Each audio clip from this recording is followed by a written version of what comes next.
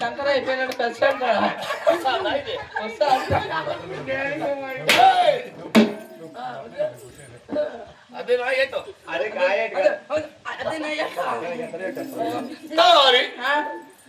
ఓ 7 మంది కొడుకులు 7 మంది కొడుకులు 7 మంది కన్యకుమారులు 7 మంది కన్యకుమారులు 6 మంది కోడళ్ళు ఇంకొకటి చచ్చిపోయినా నా కొడుక పిల్ల నా కొడుకోడిగా పొసబిడ్డ అపరాధ వయసు 7 ఏళ్ల బాల్యపాయము ఇంకా పాలు ఇడిచిండదేమే అమ్మని అడుగు నేను అమ్మని అడిగితే అమ్మకు వాపలు వచ్చిండే చేతులు కాళ్ళ వాడు తాగదాం మనం పోతాడట అమ్మ పొరిగెత్తి కాళ్ళు చేతులు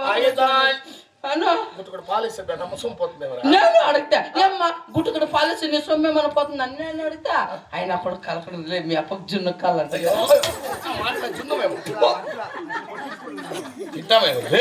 ఏమో అమ్మ జున్ను తాగుతావని తెలిసే జున్ను తాగేది వాళ్ళు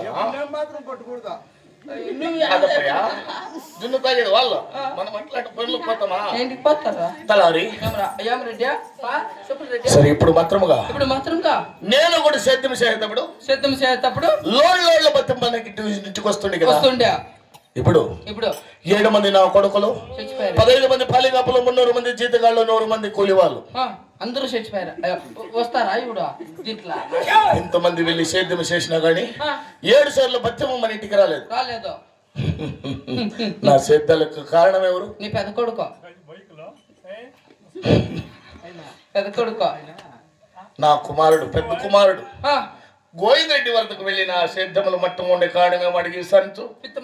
వెళ్ళము నాయనా వెళ్ళు పోతాను పరెడ్డా ఎంత సన్నగా ఉండవు వీడకిట అవునా అబ్బా రాజా